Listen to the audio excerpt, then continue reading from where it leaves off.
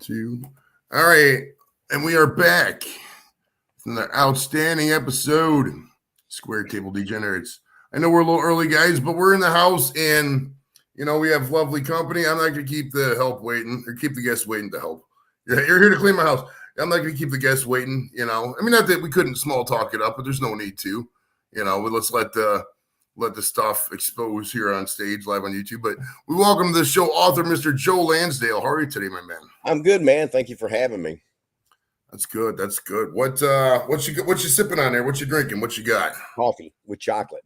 Dude, that sounds good. Hey, coffee. I drink a lot of coffee because I used to drink. I'm looking. I don't know why I'm looking over here. There's nobody over here. I used to drink a lot of beer, but I quit drinking beer, so I drink quite a bit of coffee. That sounds good, actually. I'll have to get some more here in a little bit. But yeah, you can say hi to Joe. We got two Joes today, double barrel Joes. We're gonna entertain you. We're gonna have some fun, man. Now it says you were born in Gladewater, Texas. That's correct. You're currently residing in. If I fuck this up, kill me. You don't have to kill me. Just let me. Nacogdoches, Texas. Nacogdoches, Texas. Okay. Is that a Spanish word or is that what is that? It's Native American. Okay. Out of the Caddo Indians, they had different federations, and Nacogdoches was one of them. I always thought that was like a Spanish word, Nacogdoches. Okay, that's cool. And the other one's Natchitoches. They're twin cities. One of them's in Louisiana. And of course, there's so many legends. There was this whole idea about they were Nacogdoches and Natchitoches were two Caddo Indians who their father had them walk in different directions where they stopped. That was supposed to be their land, but that was made up by the Chamber of Commerce. So that's a false story. But I believe the Nacogdoches and Natchitoches are Native American, but who knows? That may be another story. Right. I mean, that's smack in the middle of East Texas. I mean, I looked at the map because I was kind of familiar. I mean, my knowledge of Texas, I was Air Force, so I know where San Antonio is. And I got a buddy in Dallas, so I know the whole area. And I know where Houston is. I've never really been there. That's kind of about it. Like all the little towns and shit. There's so many, little towns. Like if you're like, hey, point out Killeen, point out College Station, point out, Austin. Blah, blah, blah. There's no way I could point out all the little towns. So I had to look at the map, but you're smack in the middle of East Texas. You're halfway between, Shreveport and Dallas. Were you was growing up like a typical, stereotypical, Bible readings and bake sales and, high school football kind of thing? What was your, that part like? Yeah, East Texas is a little different than the rest of Texas because it's very heavily wooded and it's got lots of water. It looks more like Louisiana, and that's, it's fairly close to Louisiana. Really, it's just a line in the dirt up to some point. East Texas is more like Louisiana than the rest of Texas, which is very different. But I grew up in a small town. Originally I was in a town of about 150 at one time, called Mount Enterprise. And then when I was preteen, we moved back to Gladewater, where I had been born but had not really lived long. And it was very much the prototype for the kind of towns you see like in American Graffiti. There was it was a rough town. People fought a lot, even for entertainment. You just get bored, and before you know it, you're in a fist fight. Then when that's over with, everybody's kind of cool with it. And so that's one reason I started studying martial arts real early. But yeah, I mean, it had the usual things that you suspect go with a small town. It was a rough place, but it was a great way to grow up in many ways. I wouldn't want to be there now. Not that I don't love it in its own way, but I'm in a big town now, 4,000. No, I'm 32,000. I went from 4,000 to 32,000, so still not a giant place. Right. I'm from Cleveland, so we got. I mean, I live in the suburbs. The suburbs, North Olmsted. We got 30,000-ish people. But I mean, it's always just an extension of the city. I mean, most suburbs are like that. I mean, if Cleveland wasn't here, North Olmsted would be just, fucking farm feed lots and, rooster sales and shit like that. You know how it is. In Ohio, that's how you can tell. Yeah. Gladewater was an old Ohio, that's how you can tell. Yeah, in Ohio, once you hit the feed stores and they start selling feed, that's when you're in rural areas. That's when you're out of town. Yeah. Well, Gladewater was an old oil town, and it was like during the Great Depression, they had an oil boom that it was part of that kind of went along with Kilgore and some of the other places. And so for at one time it had a lot of people. And then when the oil played out, everybody went off, but some of the more despicable bunches stayed. And then some of the wealthier people who from oil had made so much money stayed. And so the town was pretty much founded in such a way that it was a mixture of the rough prostitutes and oil riggers, and then on the other end you had the people that were, you know, lived lavishly. But most of us all were about the same. So when we were poor, we didn't really realize how poor we were because everybody around us was in a similar condition for the most part. Right. You don't think of that growing up, but I mean, it's I mean, I mean, most of the world isn't from America. I mean, you think of, you know, it's just some random guy, some random kid, random 10-year-old in India, random 10-year-old in Bangladesh or China or, you know, Nigeria or whatever. They don't know any better. They don't know what it's like. I mean, they maybe even know from the internet, but like all they grow up around them, you know, if it's poverty and they're at the higher end of poverty, you don't know. You know what I mean?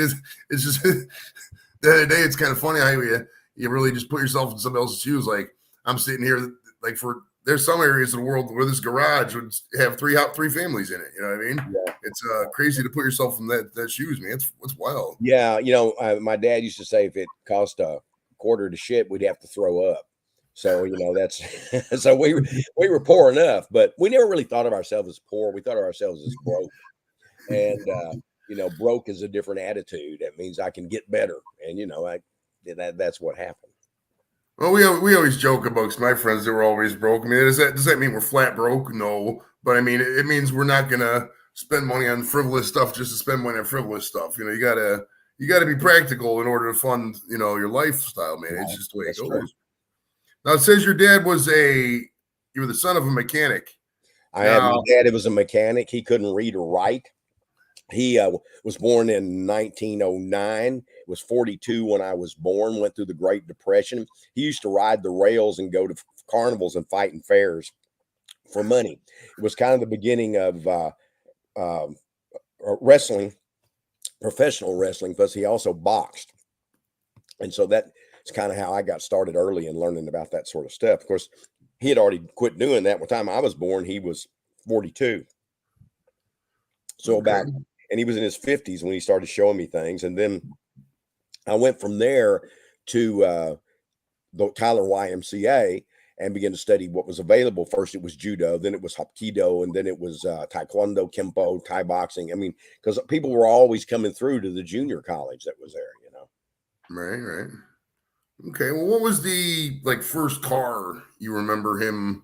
Like your first family car, you remember? Like you remember first family car? All I remember was a big black bomb. It was, and then we had a Cadillac at some point, but it was a used one, a black Cadillac, one of the earlier ones. You know, I think 40s, early 50s. That's one I remember. My car, my first car that was mine was a 1964 Impala muscle car. Ooh, nice. So what was it like? Now, by now you've seen the old Dr. Dre videos and all that. Was it kind of like something that was in one of them videos? Was it a hard top? Was it a convertible? What was it? Was a hard top, and I didn't have it long. I wrecked it. But I was coming down a hill in a place called Longview, Texas, which is where McConaughey's from. And I was coming down a hill, and I hit. It was raining, and I hit a really bad stretch there and slid right through a light, hit another car. And weirdly, I opened the door and stepped out, and the car spun away from me, but it did it in such a way that I could see the hood pass me by. Had it not slid down some, I would have been clipped. And then the rear end was coming around, and I just kind of stepped back, and it passed. But it had two other passengers in the car. One hurt his hand, but everybody was okay. But it was just gliding on the water. It was like on top of it, you know. Yeah. Man, accidents in the rain, dude, that takes me back. I remember once I was in my first car was and I was as random as hell, but it was a 1991 Ford Aerostar. It was an 18, and it was a big green behemoth. And that thing was nice at first, but man, we were just drunk partying teenagers, dude. We ruined that thing. I think it was raining, maybe it was ice or snow. It was December, so there had to be something on the ground. But I was just driving down the street, and I braked, and I caught something by hit right into the back of this freaking 1962. I think it was an Apache. Is that a pickup truck? Ford Apache, maybe? I remember that. I'm not really well versed in that. And it wrecked the minivan, dude. It just literally crumbled it. Oh my goodness. And I remember back then, $500 deductible. You're like, Jesus, that's a lot of money. But now, man, $500 to get your car fixed sounds like a Yeah. good deal. Yeah. I had that in 64 and it was 68. So it was a relatively young car, and it was bronze. It looked good. And then I wrecked it. Now, is it true that auto mechanics always drive shitty cars? Yes, it is Okay. true.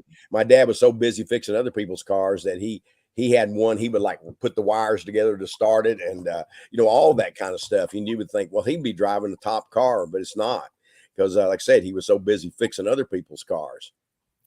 Now, did you ever want to follow in your dad's footsteps and become a mechanic? No, I had no skill whatsoever and no interest, which is sad because I could have used it. My brother learned a little bit of that. He could do it. That's not what he became, a mechanic, but he had a knack for that kind of stuff that I don't have. Okay. What back then? We say back then we were little. When I say little, middle school, grade school, whatever. What did you want to be when you grew up? Time I was 4 years old, I wanted to write. I didn't know it was a career. I mean, I just wanted to write, and it was comic books that got me into things. And I just started trying to write and draw my own stories, and I could write better than I could draw. And I liked writing a lot, and it just developed. And then at one point, when I read Edgar Rice Burroughs, I didn't just want to be a writer; I had to be one because I read in the back that he got paid for that stuff. That he made a living. I thought, oh well, wait a minute, I want to do this anyway. You can get paid for it, and so that's where I developed. The intent was 4 years old, and then the positivity of it is 11. And at 21, I was started selling, and at 29, I was a full-time writer. Of course, I worked all kinds of jobs in between there: rose fields, aluminum chair factory, mobile home factory, not all in the same order. Goodwill Industries, I was PR there, and before that, I was a transportation manager. And then we had a goat dairy. I mean, you could go down a list. I just did, and then the last 6 or 7 years before I went full time, I was a janitor at Stephen F. Austin, then a hospital, then a high school, then full time. And my wife worked as a dispatcher at the fire department. She was the first female dispatcher in Nacogdoches. And then a few years later, she retired, went to work for me, and things got even better because first 3 years after I retired, I thought, wow, I'm going to have to go back to work. But then things caught. Okay. So did you so you were doing books from a young time, and you talked a little bit about it, but so you were like growing up in school, you were constantly reading books, writing that kind of thing, or what was your I was constantly reading books and writing longhand and composition notebooks. And one of my earliest novels I wrote when I was about 11 or 12, my sister-in-law typed it up for me. My brother's 17 years older than me, and my sister-in-law is a little younger than that. So they were like, adults, and she typed that up for me. And later, Michael Moorcock and I were asked to do stories that were in the old pulp tradition for a magazine. I can't think of what it was called now. And anyway, I did one, he did one. What I did is I found that old one that had been typed up, and I just revised it and put an ending on it. And because I thought it would be cool, because I wrote it out of the pulp tradition, and it had that kind of youthful verve. And, it wasn't my best work, but it turned out to be the perfect work for that magazine. I had fun doing it. But that goes all the way back to being a child. It's 11, 12, 13 years. I already knew how to tell a story, and I already wrote pretty well. And I got, better as I went along, but I just thought this would be fun to pull this out. And I did. And with revisions and all, like I said, it was called, what was it called? Under the Warrior Star. It wouldn't be something you could find readily, but it does exist out there. Now, back then, were you like on a typical Friday night when, a lot of people would be out, doing whatever? Were you hanging out with friends reading comic books? Were you writing stories? Were you, still kind of playing some sports? I wrote stories on my own time, but I was funny in that I was a writer, but I wasn't what you would call a nerd. I was kind of a tough kid. That doesn't mean I was mean, but, I like to fight, and, I would, I usually was in one. and a lot of it was I was trying to go, what does this martial arts technique work? And that's before you get mature and begin to realize what a dumbass you are. It's just all that, and I think it's multiplied by the fact that you're growing up in a place where there's not a lot of entertainment. There's not a lot going on, and I think there's a certain savagery about being poor, even if you don't realize you're really truly poor. But I think there's a lot of factors there, and so we went out Friday and Saturday nights and did what most teenage boys did. We chased girls. Weirdly, I never drank, never drank beer. I never drank whiskey or any kind of liquor. That just wasn't my thing. I didn't smoke, so I didn't have those habits, so but otherwise I was just like any other teenager. For sure. Now, in my opinion, you grew up in one of the most fascinating periods of history. I guess if you nitpick, you could probably say it about any history. But, you're give or take, you're around my parents' age. You kind of split the middle. And I always thought it was really fascinating. And I want to pick your brain about some stuff I never really get to talk about with people of your generation, your era. You know what I mean? Okay. And because you were at ground zero, and you were in East Texas. You were ground zero. I think you know what I'm going to talk about. For one of the most fascinating periods, I think, in American history, at least, President Kennedy being shot and killed. Right. I remember. Now, first off, what were you doing November 22nd, 1863? I was in school, and they brought the television in and showed that this had happened. They might not even do that now because everybody would be traumatized, but we weren't easily traumatized. It was a different generation. And, I remember it forever, but because it was so unique. But that's where I was. I was actually in class.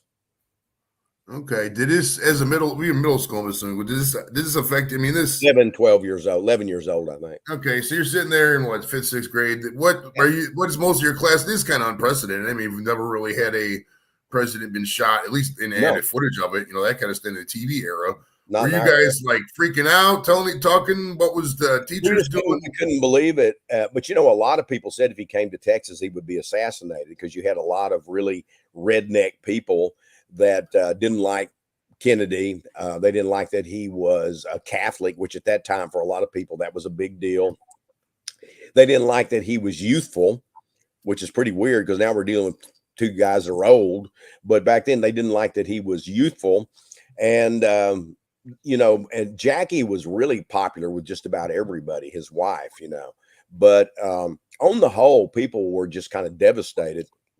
But it was sort of the thing you just went on. I know that later on in life, I used Kennedy's assassination or Kennedy himself as part of Bubba Hotep, which I wrote, which is about Elvis Presley and John F. Kennedy are actually in a rest home, and they end up battling a mummy that's represents death, and the Lone Ranger's there. And it's a great film too. I wrote the story and they made a film out of it with Don Coscarelli. Don Coscarelli directed it. Stars Bruce Campbell and Ossie Davis. So I use that. And I also use the fact that Elvis and Johnny Cash, Ray Price, Jerry Lee Lewis, Bob Luman, a couple of those names you may not realize are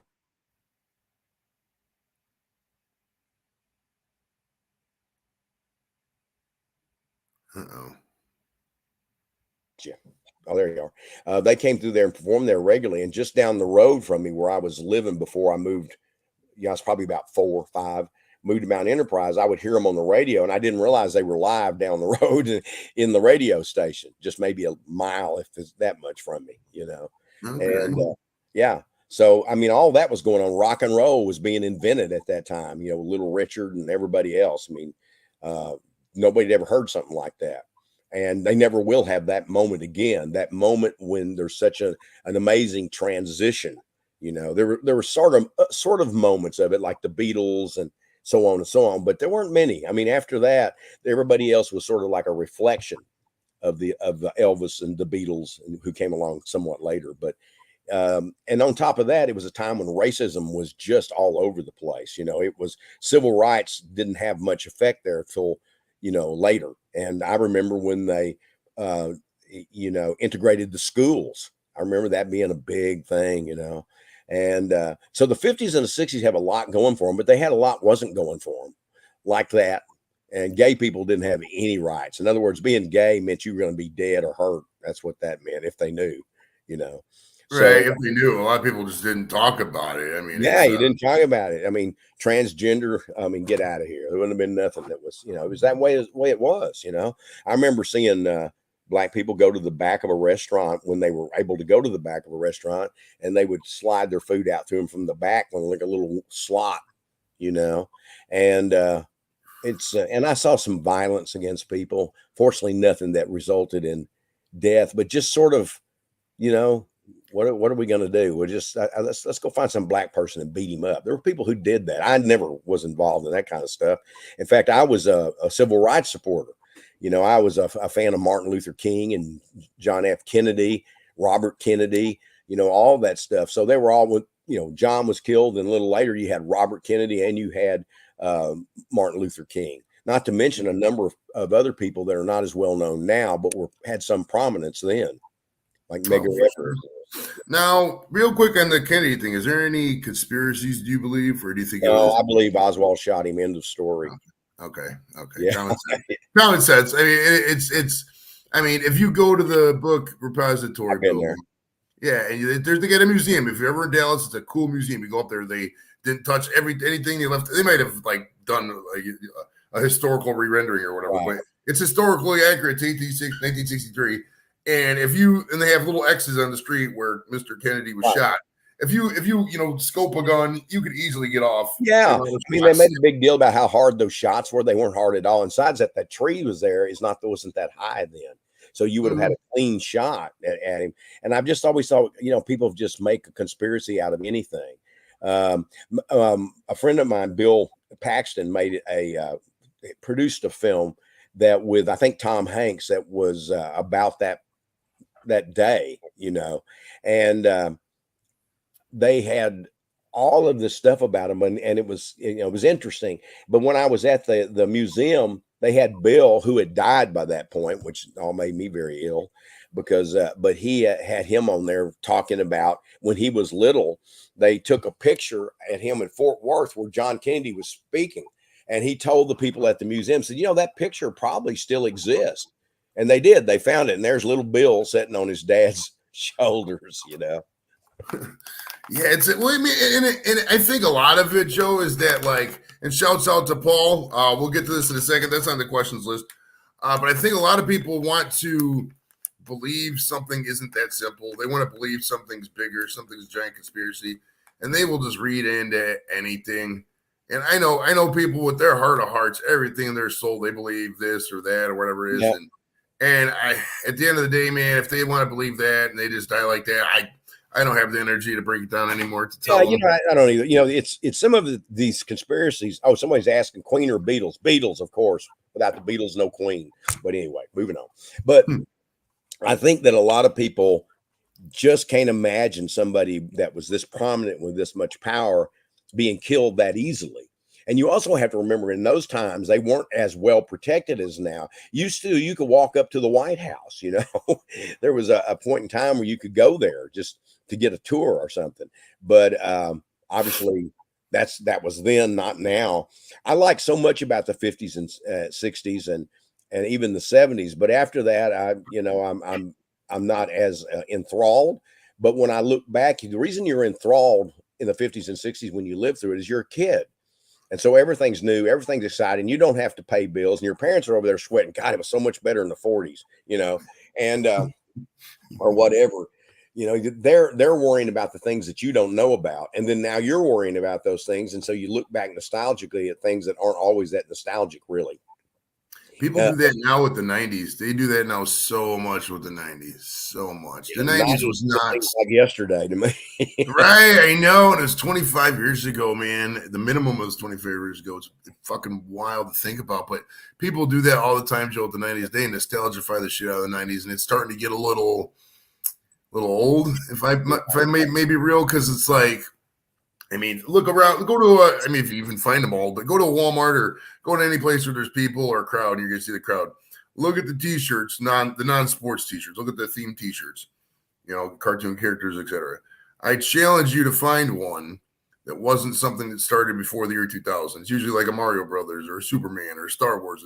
It's always a rehash of something else, and they just keep recycling the same stuff over and over. That's one of the keys to recycling is nostalgia. You know, people remember things. I mean, I went back. There were certain things I liked as a kid. I went back and watched them. I thought, ooh, man, this is some bad shit. but it seemed good at the time because I never seen it, and I'd never seen any. You don't have as many experiences to compare things with. I mean, when Star Wars came along, I had never seen anything with that kind of special effects. It was just, my God, Well, now it looks primitive compared to what they're doing now. Oh, I was watching. I don't know if I watched the whole thing or just came out, but I was watching some of Ghostbusters, the first Ghostbusters. Yeah. I was just looking at the graphics. I was like, I can't believe I thought this was cool. Yeah. Granted, it is 40 years later, and if you go 40 years back before 1984, Right. that's 1944. So, I mean, it's weird to think about like that. But yeah, it was just like, my goodness gracious. That's well, it was the 70s when that came out, right? 70s, yeah, or 1984, and then 84. Okay, 80s. Okay, yeah. I think that's true. What happens though is once you see those, you can sometimes permanently put them in your mind, and when you see them, you're able to make that jump because you made that jump earlier when you were younger. And then other times it's so startling you definitely cannot make that jump. Because there's some movies I see where the special effects are obvious, but I still enjoy them. Because they had more going for them than just special effects. The first Invasion of the Body Snatchers is like that for me, and the second one is also actually special effects are kind of simple there too. But they did it; they were limited for one thing, so you didn't really have to deal with much side some pods, and people turning into humans from the pods, which in the second one was pretty outstanding. Oh yeah, a movie like that though, he stuck with me was The Natural with Robert Redford. I always that scene at the end where he just limps out there, he just smacks the game-winning RBI, and then it hits the lights and everything blows up, and they're all cheering and having a good time. I just love that kind of pure ass party, man. Just extreme celebration where nothing else matters. It doesn't matter what the national deficit is. It doesn't matter about the homeless guy sleeping over there. It doesn't matter how long the mail's going to take to get to my house. At that moment, all that matters is every endorphin's on volume 20 because we got this pure elation right here. And I love those kind of moments, man. Did you ever read the book that's based on by Bernard Malamud? I haven't read a book in it ends dark, real dark. So it's not nearly the happy fest that the movie is, but I liked it a lot, and I liked the movie too. Okay. A question from Kirsty. She says, what's the first book that made an impression? I think you touched on that earlier, but what was the first book to kind of push you in that writer direction to becoming a book guy? Well, I see. It was actually comic books. If you want to count that as a book, it was I read all kinds of comics. Batman was the one, Batman and Robin, they called them. And then later they had Detective Comics, but Batman and Robin, those comics are what made me want to be a writer, but probably A Princess of Mars by Edgar Rice Burroughs, if you want to talk about a book.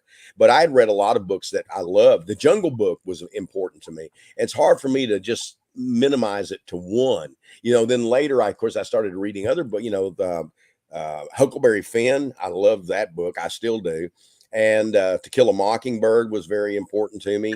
Okay. And a little bit later is Hemingway and, Fitzgerald and the usual suspects of that era, Ralph Ellison, who wrote The Invisible Man, not the H.G. Wells one, which I love that one too. I loved all the H.G. Wells, So there's so many books, and Flannery O'Connor, and if I made a list, it would go into the thousands, I'm sure. The cool thing about Hemingway is that in honor of Hemingway, we've kept Cuba the exact same state it is since when he died. Well, there is that. All right. So out in Florida, and his house is preserved like a shrine. It's neat. It's like Key West or something. They said there's a bunch of cats there or something. They are 3-toed cats or 2-toed. I don't remember what the deal is, but some kind of genetic mistake. Right, polydactyl or some shit. All right, so going up into high school, right? You kind of talked about a little bit already with the Civil War or the civil engineering, civil rights. I was getting to it eventually, Joe. Civil rights stuff. What were your feelings about the escalation tensions in Vietnam, and at what point were you against the war? Did you let your parents' opinion on the war, reflect yours, or at what point were you personally against this war? Well, as I got older and I began to look at it, and by then there were lots of articles you could read and different things observing on television. I became against the war, and as I approached draft age, even more importantly, against the war. But I never wanted to run. I just didn't think that was me, and I never wanted to hide. I didn't want to go to Canada, but I wasn't going to that war. And because one thing, and I wasn't a conscientious objector because I told him I would fight in World War II, and there might be other situations where I'd fight. And physically, I was a fighter anyway, And so when I got old enough, I started going to college, and I had a deferment. And then at some point, I just thought, you know what? There's all these kids going, and here I am hiding in college. And I didn't want to do that. Now, looking back on it, that was stupid. I should have just stayed in college, and I'd got that degree I never got. But I was drafted, and I went to the draft board in Dallas. They had as I recall, you went to Tyler, which was not far from me, and you caught a bus, and you went to Dallas draft board.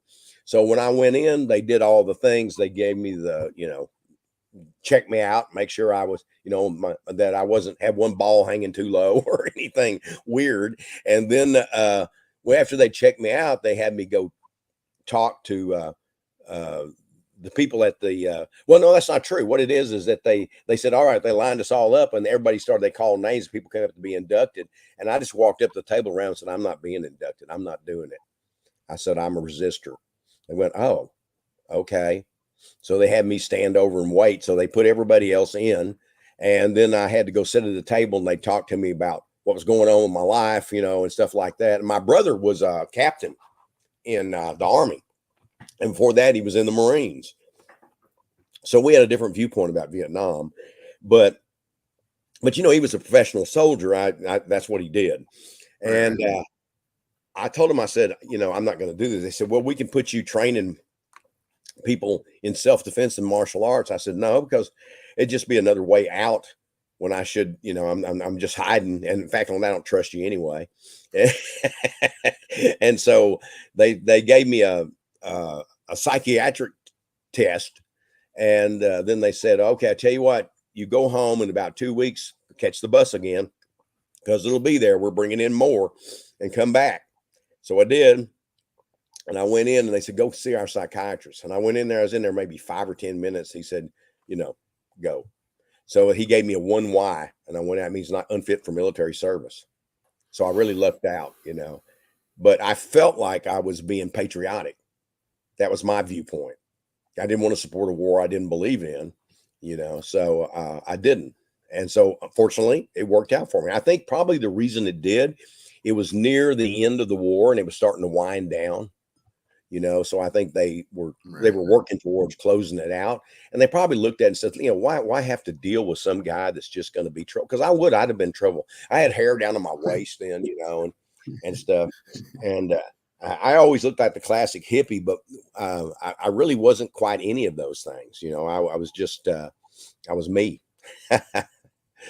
That's great. That's a great story. Any regrets on that? I mean, you probably the college stage. I mean, in hindsight, yeah, you could have just no. You know what? When I got the opportunity, I was at the University of Texas when I dropped out, and also I had a first marriage that wasn't going real well. It probably helped influence that decision, but I think that after it was done, I never had any regrets about college, because I went back to college a little bit and got some more hours. I think I got about 60 hours, but I always wanted to be a writer. And I ended up teaching in the area where I was a janitor at Stephen F. Austin, because my degree was a stack of books. And at that point, I realized, for a long time, I thought, I'll go back and get that degree. And one thing my wife said to me, she said, why? I said, well, yeah, you know what? Because what I did is I educated myself, because I don't think I had a great education, probably due to my own attitudes. I didn't much like following directions, and I still don't. But I think that, it all turned out really well for me, because the time I was 29, I wasn't even 30 yet, short of being 30. I was full-time writing, and by the time I was, I guess 33, 4, I was starting to do it, making pretty good money. And then as time went on, making more, writing what I wanted to write. I always did exactly what I was told not to do. And I wrote in every genre possible instead of just trying to make my name in one. I probably would have been more successful if I had done that. But what's the fun in that? I mean, to me, that's like working at the aluminum chair factory. I don't want to do that. You gotta have fun, man. You gotta have fun along the way. So many people, Joe, work themselves to death. Right. Not literal death, but figurative. They're Well, I working know these what you mean. 60, 70, 80-hour weeks for 20, 30, 40 years, and then they get their retirement, and their system just shuts down because they just can't do shit, and then they either die young or fucking. It's such a crazy. If you're out there, man, don't anybody really appreciate the ride, the journey there, man. And what you said about the college thing is so true too. Like I always laugh when you see these articles. 91-year-old gets a degree. I'm like, this is why are they wasting fucking time? Whatever. I mean, I got a bachelor's degree. Whatever. There's 8 billion other in the world. There's probably 1.5 billion bachelor's degrees. Whoopity fucking schniggles. Yeah, I don't even talk about it. You know what I mean? Who cares? Why go back? Oh, I promised my mom athlete goes back. Because college is easy once you're like fucking 35. It's not, I always laugh too. You get people 26, 27 years old. I got an A this semester. Well, yeah, because you're old as shit. And you got life experience, and it's easy for you now. Of course, it's gonna be fucking easy. And you don't want to have any fun. God damn it! My goodness, dude. Well, I went to college a little later. I went to refrigeration school actually. This school is called Westside Institute of Technology. It doesn't exist anymore, but that was supposed to be like an HVAC tech, and I had a DUI at the time, and nobody would hire me, so that job kind of just went whatever, and I went back to college after that. But yeah, you got to party it, man. You got to party up. At least, I don't know. Maybe some people like the formal education. I think I love the education. I just didn't like the formality of it. And I read all kinds of books, and what happened, it was like when I was in high school, and even before when I was in other school, they'd give us our books, and I'd read them all before I went in. And then I was bored in the classes. And then sometimes I go, that's not what I got out of it. They were probably a lot smarter than I was, and I should have listened. But I think a lot of that's when I started writing, I had to learn how to do it. Of course, I was a constant reader, and that helps tremendously. That's the major thing to being a writer and sitting down. And I write every day. I don't believe in waiting on inspiration. And I only write about 3 hours a day. And that's what I've done for good grief, 50 years, All right, now go back to your Vietnam views and whatnot. Was that when you started writing this Happen Arnold series? Oh, Happen Leonard. Is it Happen Leonard? Oh, why yeah. did I write Arnold? I'm an idiot. I'm sorry. No, it wasn't, but that was in my mind. And in 1990, I'd always wanted to write something about the 60s. And when I made a conscious effort, I never could do it. But I started writing this crime novel. I had a contract with Bantam. I'd written one previously called Cold in July, which was filmed with Don Johnson and Sam Shepard and Michael C. Hall and all that. But it was filmed much later. But I wrote this one next. And as I started writing it, my past slipped into it. And I began to realize I'm writing my 60s novel. And so for me, I think of Savage Season as my 60s novel. Even though it's crime and suspense, it deals with that a whole lot. When they did the TV series, they made Hap a conscientious objector, but it wasn't in the book, and I wasn't, and so that was part of the problem. And but once I got it going, I think it was 3 years between, maybe 4, before I wrote the second one, because I thought that was one alone. I didn't think of it as a series. But the characters wouldn't leave me alone, And what I've done is that as the book series has gone on for all these many years, I don't age them when I don't write about them. So though I'm 72, they're about 52 because there's a number of interruptions where I wrote other books, screenplays, comics, have it. But I've always come back to them. In fact, I'm working on the 14th one right now. Okay, it's the Sopranos math or that American Pie math, that every year is 2 years kind of thing, Yeah. Now, back in were you in college when the Kent State shootings were going on? I don't remember if I was still in them, but I'm certainly aware of it. Yeah. Okay, was that like a turning point, tense time for a lot of people? Because the way I always studied the 60s, because a lot of the guys I was in the Air Guard with, they were the older guys. Guys your age, maybe a little older. this is how it always struck me as like that was like 19 that Kent State was the like when we used the force on Americans, actual Americans, like they weren't combatants, it was actual just Americans, and they used Yeah. armed Governor Rhodes here in Ohio. My alma mater went to Kent State. Governor Rhodes authorized force to shoot it, and and nobody knows what happened, but 4 people died, 9 got wounded. Was that like? But I think that's when a lot of people were like, "Yo, this is Yeah, real." it was. Yeah, that was it. And then the 60s itself, it's never as easy as they paint it. Nearly every representation you see of the 60s is false, or nearly every, early 70s.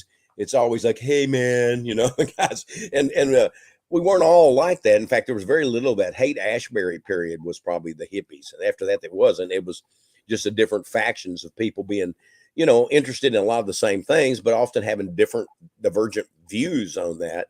But I think after Kent State, people were tired of it. And I think the Vietnam War, but I think that the 60s, about 1968, is when the whole thing began to unravel a little bit, because we thought, because we were young, that we could literally make the world a better place. And I think we did in many ways, because civil rights was a big thing. Ending that war was a big thing, although we've stupidly gotten involved in some others that we shouldn't have been in.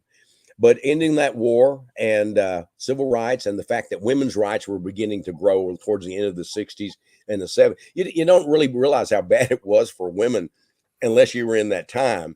And you didn't know it was bad for them until you were older. And then you start to realize it, because you're part of the era. There's a lot of things I see now as people that are, they want everybody to have been perfect in the past. Like everybody has had experience and knows what they know. And in fact, nobody's that damn perfect, but we all want to be better, right? That's what we're trying to do. And I think that a lot of us, another thing that happens, a lot of independent businesses.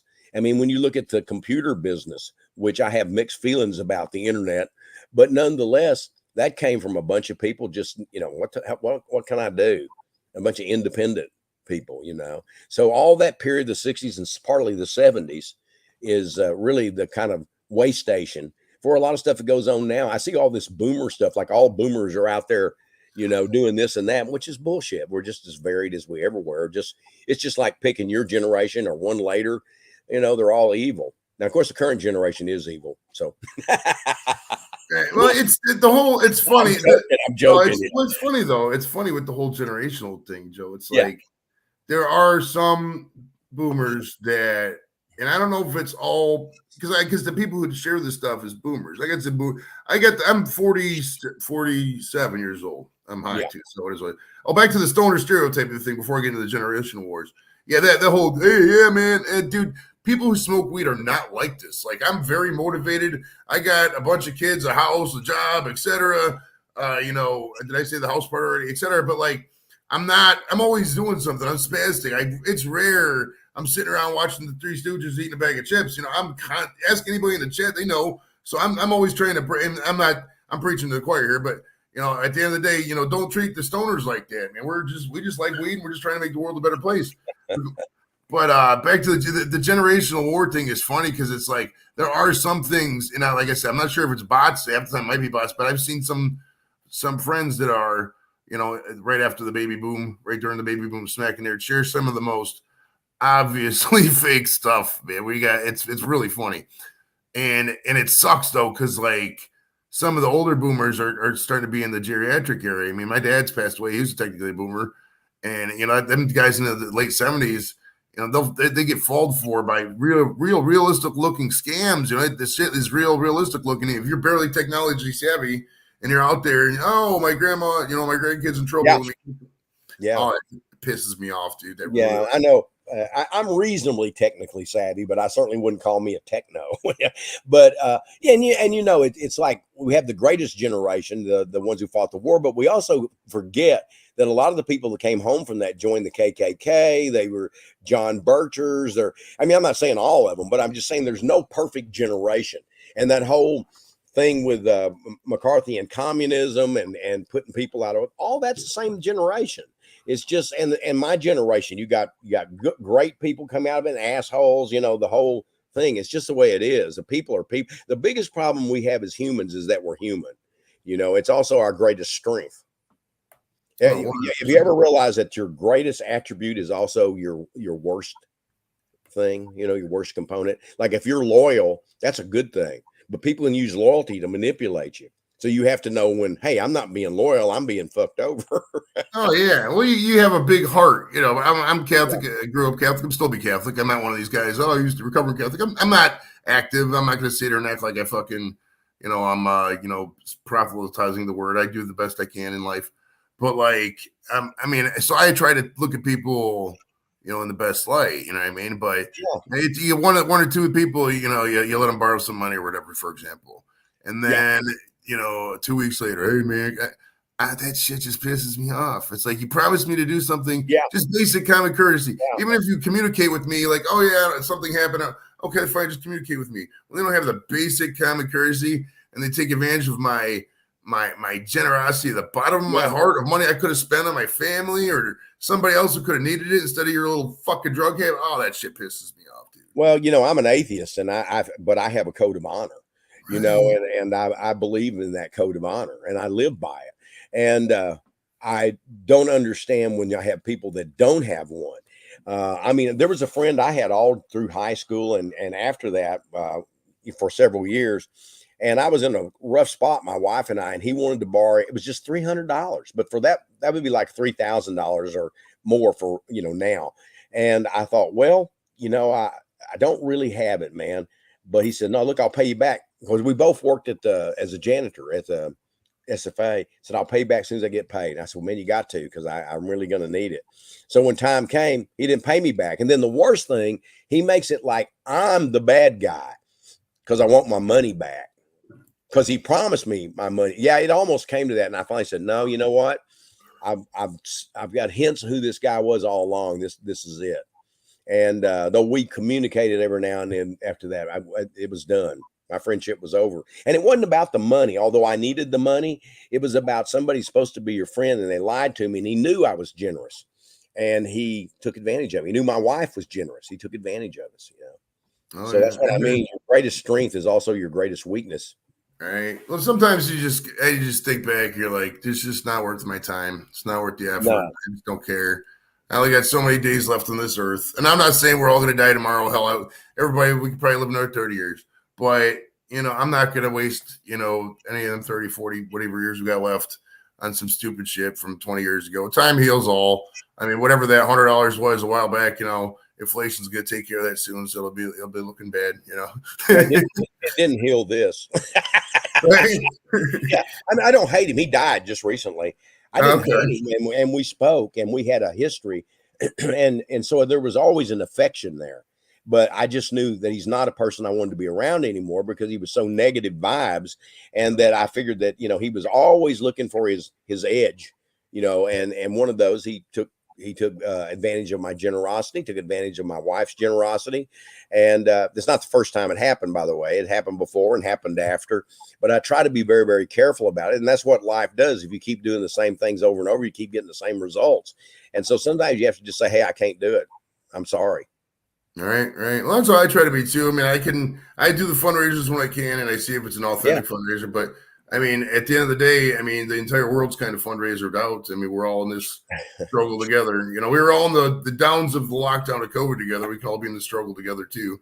And Yeah. Angie writes, my grandma said to my grandpa, "You'll believe in love at first sight, or do you walk by again?"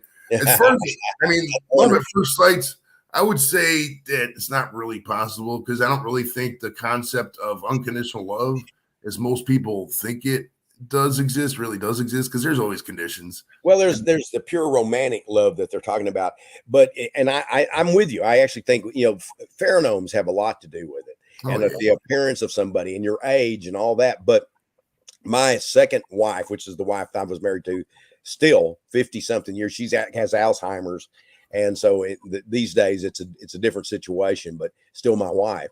But I saw her and I was in love with her at first sight.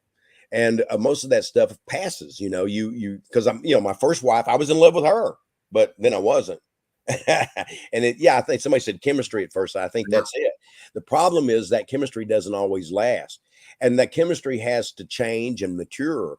And my wife and I never had to work at being married. We always thought that we don't want a part-time job. If we Right. had to work at being married, we just, we split and go somewhere else. But we were married, 50 years before Alzheimer's kind of took her memory and stuff. So I can't, even though we're married beyond that, I can't hardly hold that into same, fondness as before. But the thing I can say is that I believe in it in that way, in that there was something about us that we clicked. There was something about us that we knew. And I'm sure pheromones was part of that. But then we started, we get to talk, we know about different things. We had the sort of the same goals. We were different enough and we were alike enough, and so it worked out really well. I don't know if you could call that love at first sight. Most love is created at some point.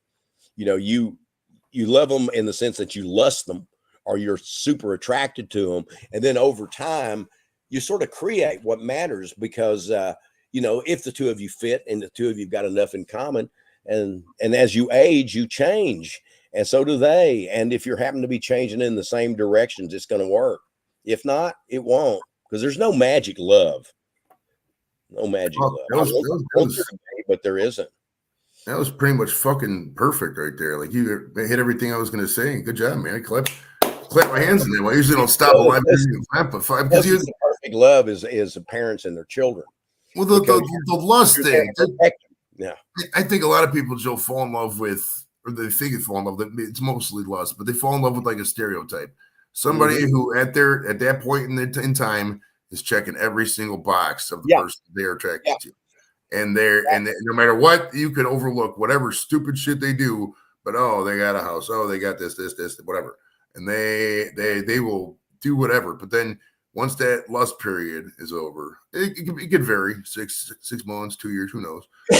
Once that period is over, man, and all the new car smell is gone, and the shininess of the diamond goes away, and you already don't need to when you're a teenager, it's just like, they got long legs and long hair. I'm in, and that's love to you when you're young. You don't know. You don't know what love is. And you hear older people say, it's just puppies. Oh no, this is Romeo and Juliet. And then when you get older and you read Romeo and Juliet, you go, what a couple of dumbasses. Right. Yeah, and you look at people on Halloween. I always like Halloween because they'll come up with couples costumes and people will be like Bonnie and Clyde, who lived for 3 months before they all got shot and killed, or the Joker and Harley Quinn. They never come up with any good examples. Kilgore, they got shot in Louisiana. Right. Oh, okay. Yeah, and they were around longer than that, but they didn't get to be very well known until the end. Nobody knew who they were. I think when Bonnie wrote that poem for the newspaper, that kind of made them famous. And then people loved them, and then they didn't because they started killing people. Well, the bottom line is, I want to know what love is, but the bottom line is true love requires sacrifice too. If you're willing to love somebody, you have to sacrifice a lot of your personal things that you would have done in life for that person. If you're not willing to do that, you're really going to find love. The people I know in life that have, at least on the exterior, that have found love and kept that love going, have sacrificed personal things about themselves to make the family, make the relationship, make whatever work. Because you're not going to go out there. It's not found online. It's not found in no book. It's not, God bless the books, but you're not going to find true love in no book. You have to actually be out there and meet a person and invest your entire soul in what they exist with, and be willing to bear that to them and trust that they'll do the same in you. If not, you're not going to find true love. And if you're not going to better yourself, you're just going to sit there and complain all the time, you're just going to get the same result year after year. I guess we had the same chemistry because I never felt like it was that hard to do it, and both of us talked about that. It's not that we never argued because we did, man. We get into arguments, but we never thought this is the end of the world. They were arguments. They like, get that goddamn lid on the toothpaste, for God's sakes. And, right, it's not worth fucking, that's most of our arguments were all about that because we generally pretty much agreed on everything else, like kids and money and things like that. We were pretty much in the same camp, So I think a lot of it's just luck. You just find the right person and you don't know that you have, and you have. And then somebody said sometimes it just never happens, and that's right. Sometimes it doesn't, or you have a series of things that you think are going to work and they don't. And it also depends on what you're looking for. Some people are in love with the idea of being in love. And so when that first initial pheromone and all that stuff wears off, then they're out of love and they start looking for that rush again. and they're always, doing different things. So the classical romantic love is not there. That doesn't exist. But does love exist between two people? If you have found the right things and you invent a lot of it, and that invention becomes real, because what was it Vonnegut said? Be careful, what you pretend to believe, because that becomes you. That works both ways, And I think that for us it was wonderful, I know that even later when I would see her, my little heart would beat faster, or I'd be away from her, that's just the best I know. And then now she's actually in an Alzheimer's unit, and I can't even imagine having anybody around. I just think, no, I already had the best, so not looking for a new run at it. I've had the good run. I don't need that. All right. What now? Back to the no. I did write down what happened, Leonard. I don't know why it happened. I don't know. Well, that happens when you get high, Joe. That's what happens. That's probably it. Yeah. It's called Sugar on the Bones. Yeah. Novel. Is this a continuation of the original series? Number 13 in the series. Okay. Is this what time frame is this novel written? Is it still back in Vietnam? Well, what I would do is that when I wasn't writing about them, I didn't age them, but I didn't change the time progress, so it's current. So really, in reality, they'd be in their 70s, but I just don't do it that way. I don't try to patch. Okay, well, this is what's happening that year. I wrote about 1999, and the next one I wrote was, 2012, for example. I don't remember exactly what. They don't age between there, but I don't try to match the times. I just continue, like James Bond. Although it's nothing like, but it's like Sherlock Holmes and people like that. They don't tend to age, and everything else is a cross between realistic and big fable. But it's a lot of fun. And the book, I think this is one of the better in the series. It comes out July 18th. So it's line. All right, now this is I gotta read the one thing, and then I got some questions about the one thing. You'll understand when I'm done with it. All right, it says Lansdale's book, more than 50 novels, novellas, over 400 short stories, encompass mysteries, westerns, horror thrillers, pulp. Is that what that says? Pulp? What does that mean? What before I read the rest? Old term for it's changed. Pulp originally was just cheap magazines that were often filled with stories, and then later when pulp fiction came along, it became a more positive word, but it wasn't originally positive. It means a fiction that's out to entertain you, to excite you. It's like a lot of old adventure novels. It's like a lot of old crime novels and science fiction novels, and the quality of them is up to the writer, and up to the publisher that publishes them. But pulp now is really more of a kind of fiction than it is just cheap fiction that was turned out fast. Okay. Pulp, crime, and science fiction. Is also written graphic novels for DC, Marvel, Dark Horse, DW, and others. All right. Now we got to get into the particulars on this in a second. I want to start with these books. Now, standard novel. Would you say is the average time it takes you to write a book, write a novel? The average time is probably 4 to 6 months. Although sometimes they're quicker, sometimes they're longer. Okay. What is the longest time it's ever taken you to write one? A year. Okay. So you're pretty standard time frame, I would say. You're not. It's not like you sit there and you got one book you're just waiting to do for 8 years or some shit like that. I don't want to die with 3 books written, and I think I'm a good writer. I think I know what I'm doing. I don't do multiple drafts. I write one draft and a polish, but while I do that draft, I polish it every day. And I only work 3 hours a day for 3 to 5 pages a day. And when some days I'll get 10 pages, and then every morning I go back and reread the pages of the day before and make any correction I need there. So when I get to the end, it's pretty much what I want. Then I have what I call a polish, and I just kind of run through it and make sure everything's not, screwed up, and that I've got people's names right. And sometimes you miss that. The proofreader will often find little things that you've missed, and your editor in between there may have some suggestions, which if I agree with, I do them. If I don't, I don't do them, which is what they expect and what I expect, Well, I just thought about this, but have you ever written something and you thought everything was good, and then the proofreader went through it was good, and then somebody pointed out, oh yeah, there's a grammatical error in this book? Anything ever happen like that? All the time. A grammatical error, sure. Spelling, yeah. but and sometimes it's a matter of what you meant to do, because I violate some standard grammar rules because I want it read a certain way. I want it to give a certain feeling, because I grew up on writers like Hemingway and even Jack Kerouac, and all these people had different ways of punctuating, and they did it because when they were writing that story, they wanted a certain mood, a certain attitude, or they wanted the story to move at a faster clip. And sometimes it's like even William Goldman would have run-on sentences where a lot of times where "and" would replace the comma. Jack went over here, and then he went there, and then he did this, and then he went, because and there's no punctuation till the end, because it's just having you move. I don't like extremes of that kind of thing. Like Cormac McCarthy, I appreciate him, but I always find myself, who's talking? All right, so I'm gonna get dark for a minute. All right, we're gonna get dark. All right.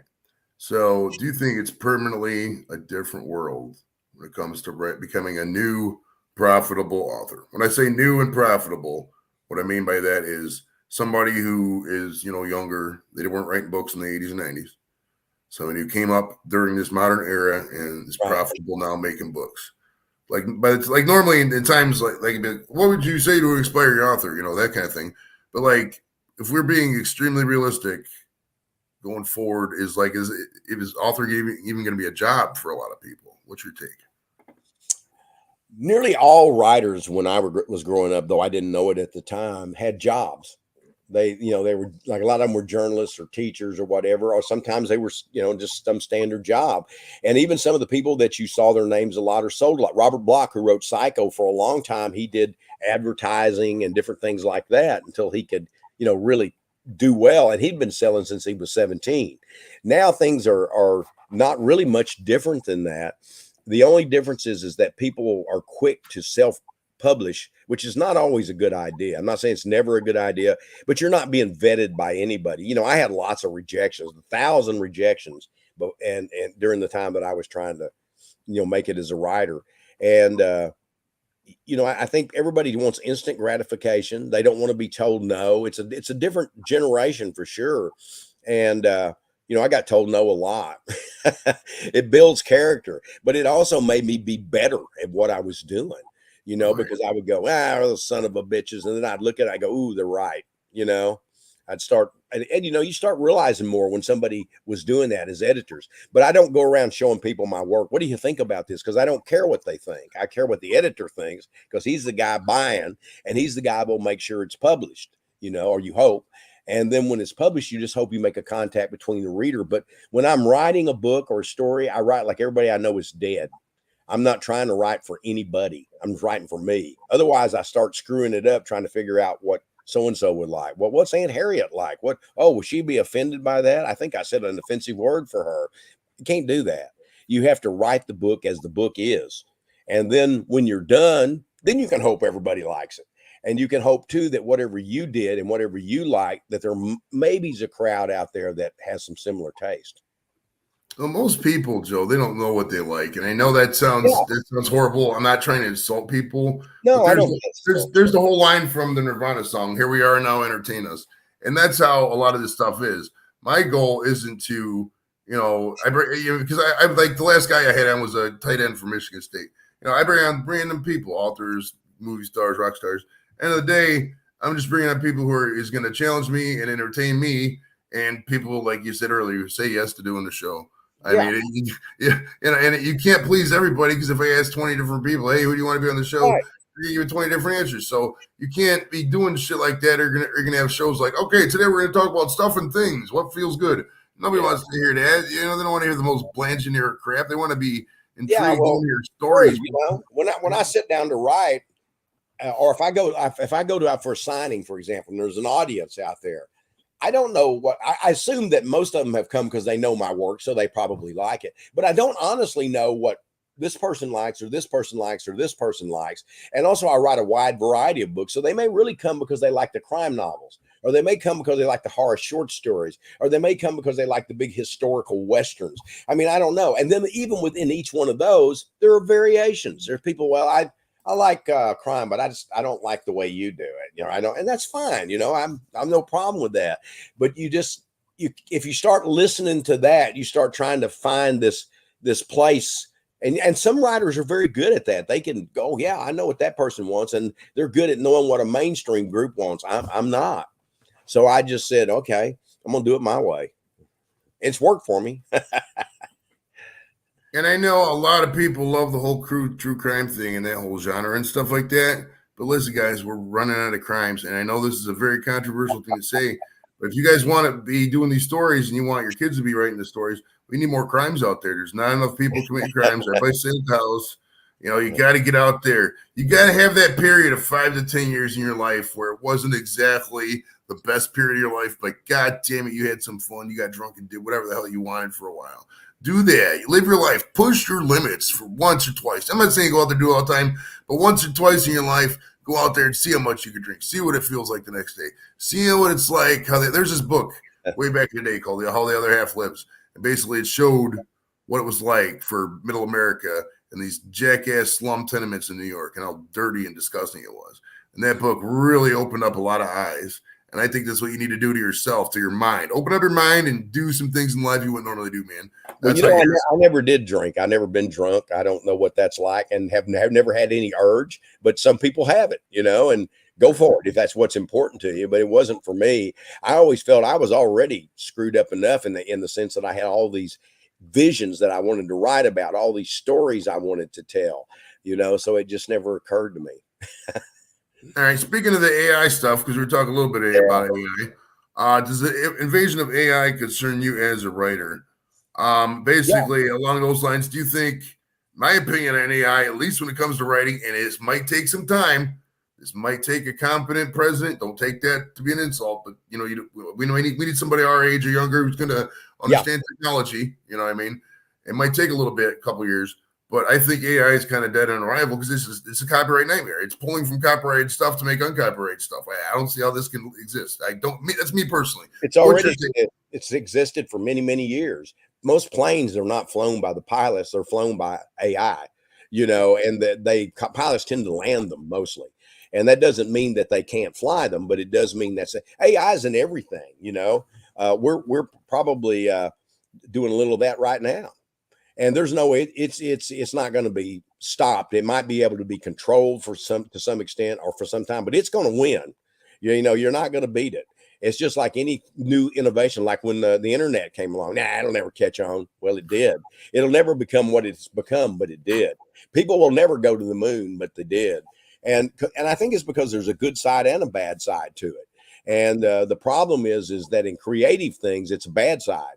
Because someone else is doing the art, or something else is doing the art, something else is writing, and what if they could, they would have something be the actors and not the actors, just some AI version of those actors, if they could get away with it. When the Writers Guild strike came along, that's one of the things that we struck about, and I think we made some advancements in it. But I'm sort of I don't know if I'm a pessimist, but I'm certainly a skeptic. I believe that it wins, and some people gradually are going to become AI themselves because there's new gadgetry all the time that helps people, like even with the heart, you got that's a minor thing where it's going to be. I think a lot of people will be very much part machine and part human because parts will start to be replaced with artificial parts, not just a pig's asshole, but an actual part that's put into you that works and maybe even works better. But that's AI too. I mean, AI isn't just creating a picture.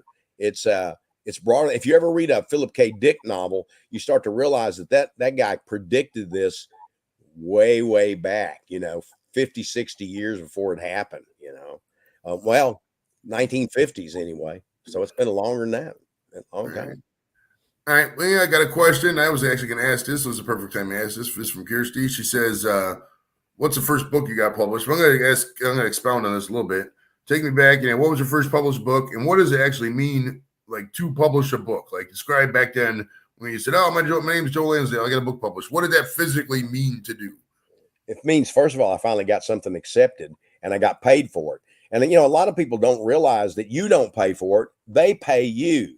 And a lot of people will pay money for books and they're just getting conned. Every once in a while, like I said, somebody will do that and they'll have a book and it'll catch on, but that's very, very rare. And I sent it in to publish. I had an agent.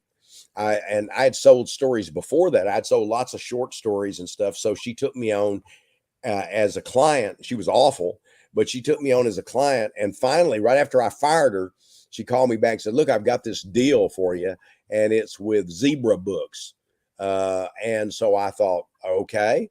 And so they paid me, I think, $4,000 for a book called Act of Love, which in its time was really unusual. It was real graphic. It did a lot of stuff that you didn't see as much then. And it's kind of considered a pioneer book, by a lot of people. And a lot of people at that time that read it went on to become writers because of it. But I think it's a very dated book now.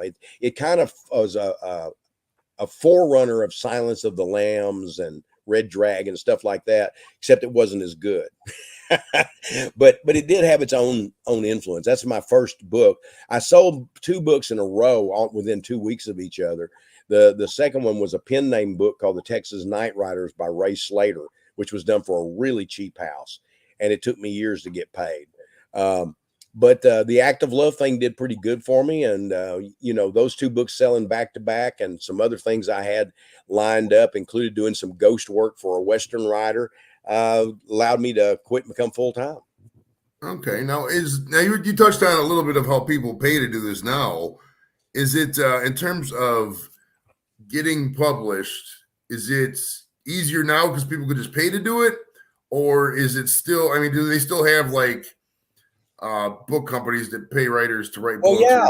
That's the way real writers are paid. They don't pay.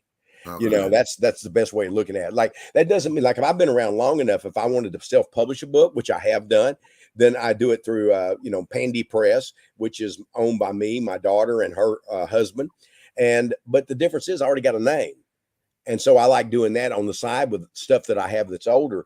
But what it is now, when I sell a book, we make an agreement on a contract. They give me a certain portion of it up front and a certain portion of it when it's, done. And then another portion of it when the book comes out. Used to, it was just half and half. Now it's in thirds, but the bottom line is that I don't pay them a penny. They pay.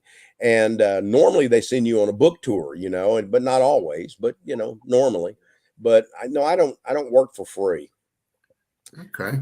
What's your take on censors? This is basically a giant censorship question. Do you? I gotta confess, I told you earlier, I haven't read a book in many years. I haven't really read any of your books directly besides the promotional material. But like, do you? You've sworn a couple times on the show. I'm assuming you write like that in your books. My whole take on swearing is, when I'm conversating with people, I'm going to keep it PG-13-ish. If I need our moments, I'll have our moments. But at the end of the day, we really shouldn't be censoring stuff that isn't, quite obvious. Obviously we're not going to show a fucking orgy to, 15-year-olds, that kind of shit. But like common sense stuff, we shouldn't be, censoring. I kind of think I know where you're going to go with this because I know your leanings, but like censorship is just kind of bullshit for the most part, right? It's all I think so. Right? Oh, geez. We'll stand by. Let's see if he probably clicked the thing there to leave. Boy, I got quiet. Oh, there we go. Bad. Hang on. We good? Censorship. Well, it's only censorship if the government does it technically. If a publisher chooses not to do it, that's their business, and they've decided they don't want to do it. But as a writer, I haven't really had that trouble, though I know a lot of people that have. And I believe that, that the readers decide whether they're going to like it or not. If the publisher likes it enough to buy it, then it's up to them to put it out, and then the reader will decide. But I like to use the language I think people will use that are in my books. I'm not offended by words. I'm not offended by those scenes and things like that. But there are some things that, I'm offended by, but I just won't read it. That's it.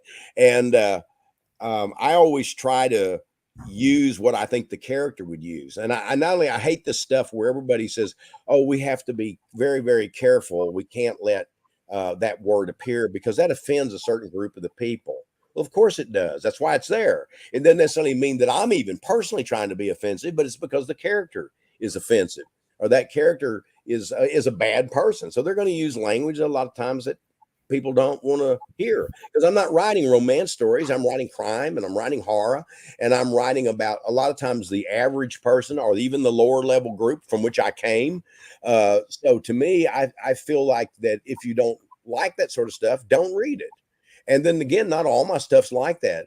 In general conversation, I'm fairly careful, but it depends. I kind of make a judgment call, and decide if I'm going to say fuck or whatever I'm going to say. But I do think that word has become useless, and I'm so tired of seeing it in films. I'm so tired of books, and because you'll see these films in the old West, everybody's using it. That word wasn't even common then. It existed, but it was uncommon. People didn't use it. Does that mean you can't fantasize that? Sure. But when they think, boy, I'll tell you what, we're going to use this word because it's powerful, it's no longer very powerful. Well, what happens with fuck and the F word and all that is that people go on these corny little rants, and it really, there's nothing of substance to the rants. It's basically them saying fuck, and then a bunch of statements after the word fuck 100 times. And it's literally nothing. So it just lost its power. And every time there's a president of a different persuasion, the other side says fuck this guy, and it just, I've been saying it for 10 years now. It's literally lost all meaning. It might as well be like carpet. There's no meaning to the word fuck anymore. When I was growing up, you didn't even say words that suggested sex, especially around your parents or anything like that. But people have found ways to do it. They got screw yous, okay, but what screw you means is actually sex, and that's and there's all kinds of words like that. They're euphemisms for curse words, and they say them all the time, and they're cursing, but it was something that was considered a curse word farther back in time. Back in the West, when somebody said "gall dang," that was really seriously talking tough. That was like saying "God damn it," And there were a large number of those kind of things that people would think, now what, the guy shot him over that, and you even hear people say motherfucker that are 12 years old. That didn't fly when I was a kid. And I'm not necessarily saying it's bad or good or whatever. I'm just saying language changes. Oh, yeah, it evolves. I think there's an overuse of it in the sense that it makes it less interesting. It's just corny. It's corny after a while. It's funny when you say it though, because I got two kids that are still here at home. The one's 14, he's a boy, Jimmy, and the one's 15, she's a girl, Nikki. And Nikki's like me, she swears all the time, does all this and that. And Jimmy is like, he like, if he swears, he apologizes. Like for some reason, he's like a rated PG version of a normal kid. It's just so randomly weird. I'm not gonna hate on it. It's not bad, but it's just so funny. It's like he's almost a kid transported in from a different time frame. He's in scouts and everything. It's just like it's somebody like me who's like the most uncouth guy ever to have somebody. This kid is that polite, just got a mind boggling. It also has a lot to do with how the word feels to you. Meaning sometimes when you say fuck, a person will actually think of sexual intercourse. As people used to do all the time. Now when you say it, it's just an angry word or a funny word. It doesn't, people say it, don't even think about sexual intercourse like they used to. It's just a word now. It's like damn, but that's funny to me because that kind of stuff. Whoa, man, when I was a kid, that was rough. Right? No more. Now, did they come to, the comic books did you write comic books after, like, not necessarily write comic books, but like the movies and the miniseries and basically writing, the stuff you do for comics and stuff. Was that just a natural progression of writing books, or did you really want to do that? Was that your ultimate thing? I still wanted to do it because I wanted to do it as a kid, and it's what got me to be a writer. But I think what helped me is I had written a couple of Batman short stories for some anthologies, and I wrote a Batman novel that they hired me to do, and I wrote a Batman young adult novel, and all those things. They came to me and said, "Would you like to do a story?" Because I already had a backlog of stories and novels, and then DC Comics asked me if I wanted to work for them, so I wrote some stuff for them. And in the meantime, the television show, the 90s Batman, they called me up after a friend of mine, Bob Wayne, had shown me an opening for the series. He worked for DC Comics, and so he put in a good word for me, and I had those stories that existed, so they knew I understood Batman.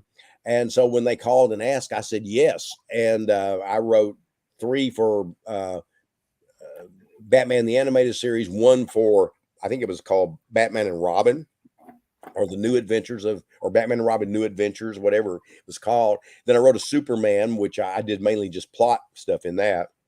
And then I wrote a full length one called Son of Batman. Over time, they're spaced apart. I did a short Jonah Hex one. So, and I've just recently written some animation, a couple of different things. And so, I mean, it's something I was always interested in, both in film and in the actual comics, because I wrote a lot of comics. I couldn't tell you how many comics I've written. There's a lot of them. Okay. Well, speaking of novels, tell me about this novel, The Thicket. It's been adapted from the screen. Will be released in theaters September 6th, starring Peter Dinklage from Game of Thrones and Oscar-nominated actress Juliette Lewis. That's right. It says some Yellow Jackets, but she was in The Big Lebowski. I don't know why they put that in there. And now, what is this book/movie about? Because all I can see from the wiki is that it's like a Western. Is this like is it? Well, obviously it's got to be a Western. Tell me about this this movie. Well, tell me about without you don't have to give away anything, obviously, but give me a quick synopsis if you could. Well, it takes place in the early 1900s in East Texas, although I think the film is somewhere else, which is often the case with films. I believe it was filmed in Canada, as I recall.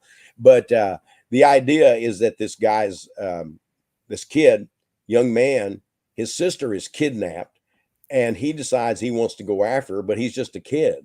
So he looks for a bounty hunter, and he finds a guy called Shorty, who is a dwarf. And this guy has had his own problems, and things like that. So he then has a friend that's kind of a bounty hunter and has a pet hog, although the hog they took out. He doesn't appear in the film, but I'm telling you the book much of anything else. But they then get together. This big black guy carries I think a 4-gauge shotgun or something, because he's a big giant, and you believe me, that would be like a cannon. And so he carries that, and they go after the people, Cutthroat Bill, who in the movie is a lady, which is a woman, and that's Juliette Lewis. And I've seen a little clip from her. She's great. And they go after them, and then there's people they meet along the way, things that happen along the way before they can actually get to this final confrontation. Okay. I'm getting Django vibes a little bit. I know it's not a thing, but Not like Django. I don't know what it's like. Well, when you said the traveling thing, it made me think of the guy in Django that traveled. But now, did you get to, on something like this, do they basically just say, Joe, I want to buy the rights, give me the rights, and then that's it? And this one they did. I have different agreements with different producers. I've been a co-executive producer. I've got some things I've sold that if they actually make, I'll be executive producer. But on this one, I was just the guy that wrote the novel. And I didn't get to go on the set, or I've been on the sets of all the others, and but I didn't get to go on the set of this one, or have anything to really do with that, because they bought it, and I just said, well, okay, I'm for that. Check cashed, and and I'm hoping it's going to be good, because I haven't seen it. So, but I have a feeling that Peter Dinklage, Juliette Lewis, Elliot Lester, who directed it, I've got good vibes about it. It may be different from my book in many ways, but I just feel like it's going to be a really good film. Okay. Now, has there ever been, this question was probably about books, but I could expound on movies. Has there ever been something that you wanted to be in I mean, I guess it's in your contracts. You really don't care when you're selling it. I mean, so you kind of predetermine whether or not you're going to care about it, right? Like if it was a really big passion project, you probably this was a big passion project. It really was. But I think I forget what happened. At some point, I wanted to push for doing the screenplay, but something was going on in my life at the time that didn't allow that time. And so I did not want to push for something I wouldn't be able to do. But no, this is one of my favorite novels of all time. It's one of my most acclaimed novels. So yeah, I'd like to have been involved more, but it's not their fault. I just didn't have the time to do it, and I didn't push for it. I mean, I don't know what they would have decided had I pushed for it. I should have pushed to do the screenplay maybe or something, but I was just so covered up in things. And I was excited about Dinklage doing it. And I didn't think it would take as many years as it did. I bet it took almost 9-10 years, from the time it was optioned. And at that time when it was optioned, it looked like it was fixing to jump straight into production. And so I thought, well, I can't do this. I've got these many projects ahead of me. So I can't even do it in theory, because I'd want to be on the set and stuff like that. So I just didn't push it.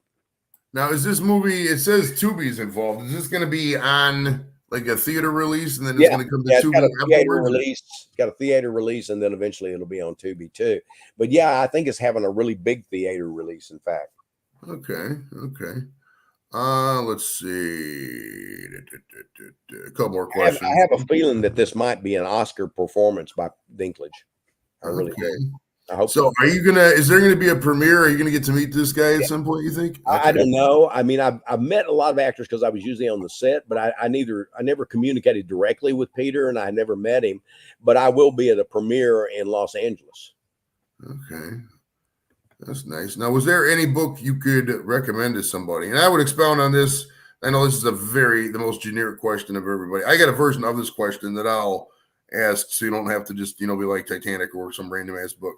If I was to say to you, hey, Joe, recommend 3 books of yours to me, considering, all we've talked about, and I like, a good example of something I would like to be like Full Metal Jacket or, Platoon, those kind of movies. You got some Vietnam stuff in there.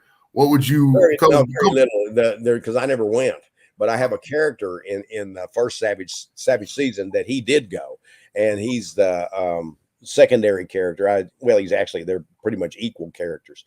But I guess if I was going to recommend my books, I would recommend The Bottoms, because I think that's one of my very best books. Bill Paxton and I tried to get that made for years, and we were just about there. Then Bill got ill. He was in so many movies. He was just, TV shows, movies. Looked like the picture of health, but didn't work out that way. He had to go in for an operation and didn't go well. But I would recommend The Bottoms for one. I would recommend The Thicket, this one that we're talking about now. I would recommend Paradise Sky or Sunset and Sawdust. Those would be, and if you're going to do the series, I think that the Mucho Mojo is probably the one that exemplifies the best of the series, though I think there are some that are equally as good, but I think that's a great, it's actually the second novel. So Savage Season, Mucho Mojo, so on. It's a way to get into it. Okay. Now, where does your ultimate inspiration come from? When I say ultimate inspiration, like what do you do in life? Is there something you just look at?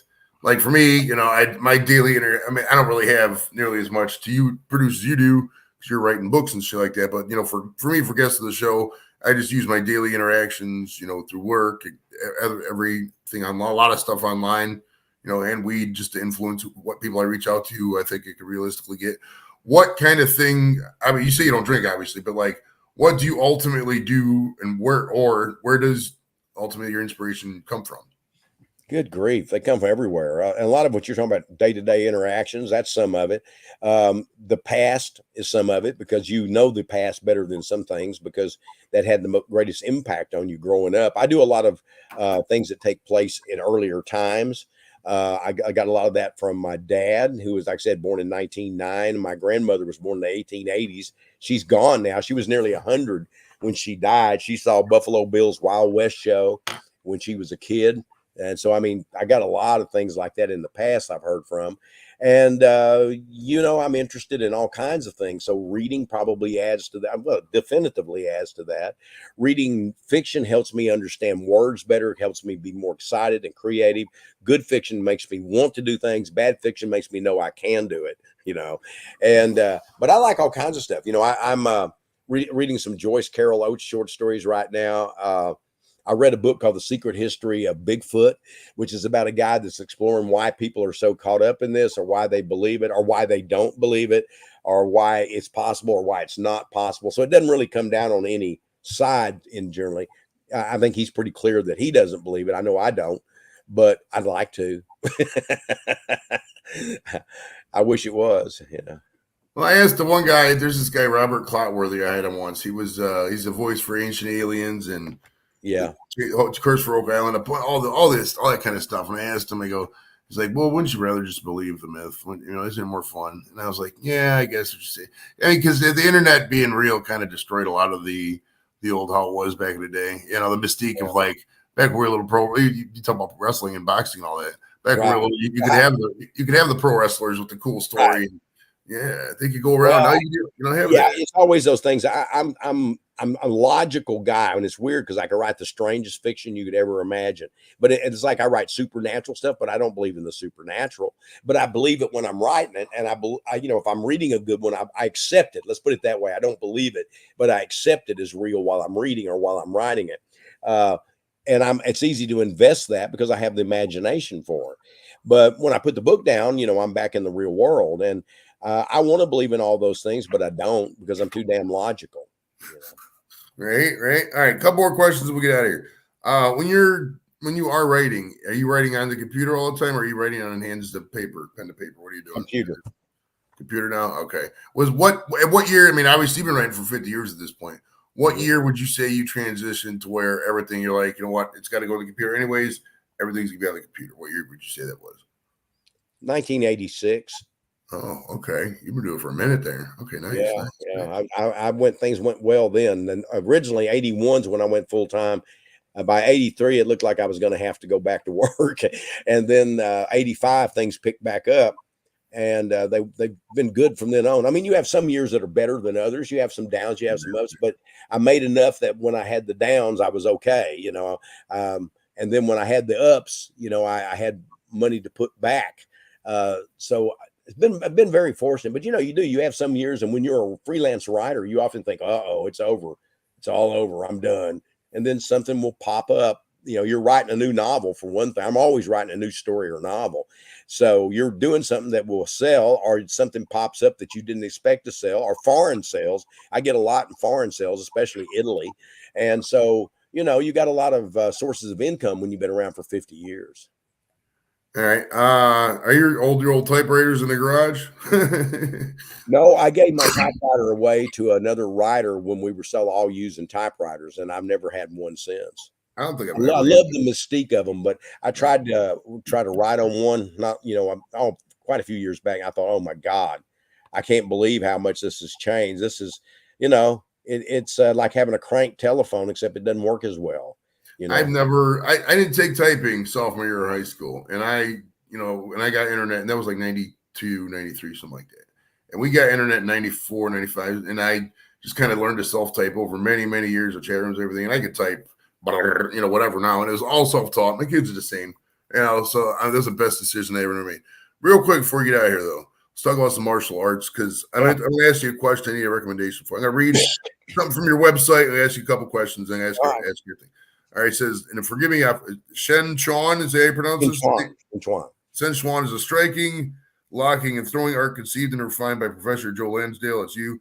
Lansdale formed a system based on a lifetime of study and a number of martial arts.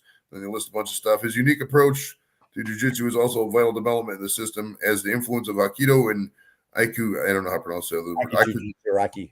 Yeah. There you go. And blah, blah, blah, blah, blah, blah. So what got you into martial arts to begin with? You talked about just being bored and fighting kind of thing was like a part of it. Yeah, my father got me in. Okay. He was a boxer and a wrestler, so I started there. And then, but he was a pretty old man when he started teaching me, and he was like unreal. He was really super creepy strong, so he could get away with a lot of things I couldn't. And by the time he was 60, of course, he was aging back then. But he opened that door for me, and I started going to the YMCA, studied different arts, and after about 30-something years, I began to put this system together, not consciously, but I would go to places where they'd ask me to do demonstrations and all, and it'd be all these grandmasters. And after a little while, they said, "Man, whatever you're doing, it's you. You need to do something with it. You're the guy." So I thought, well, okay, they're the guy, but you're not the guy till those guys tell you you're the guy. You don't just say, "Oh, I'm the guy." So I put a system together, and I've taught a lot of people. It's been used for a lot of different self-defense situations. It's been used for training people in police, and you name it, whatever. And I'm at the end of my career. I'm still teaching, but I only teach like private lessons now.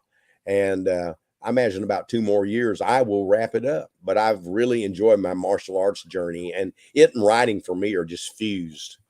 Did you ever go to where was your like learning? Did you have like some kind of sensei or some shit? Did you go to Yeah, Asia at some point? How did you learn I all never that? went. I've been to Asia, but not for that. Right. The I whoever came along that was available, and one of the things that was the best thing for me, because at the YMCA you'd have people come along maybe for months or years or whatever, and then they'd go, and then you would have somebody new. So in a short time, I experienced a lot of different things, and then I began to concentrate on what I wanted to do with it, and for myself, and so I got influenced by a lot of different instructors. Okay. What martial arts would you recommend for a 14-year-old boy who, up to the point of joining the martial arts, lives a pretty sedentary lifestyle? Well, I don't. Not to crap on Taekwondo, but I don't think it's a great self defense art, because it used to be. It used to be really rugged, and it became designed for kids, and so it's probably not a bad place to start. Okay. I don't think that it's the really deadly martial art that it once might have been, because it was a little bit more like karate. It was influenced a lot by Shotokan, and the kicks weren't all just about kicks. They were punches, kicks, everything. So, but I'd still think that for somebody that young, that's good. And Kempo is another good one. And that one you can use more for self-defense. Okay. Anything else to promote, and how do people get a hold of you? Okay. Well, the thing that you can reach me on a fan page on Facebook. There's a Facebook page, but I never go on it. It's just full of ads and crap. But I have to have that to have the fan page. So I have the fan page.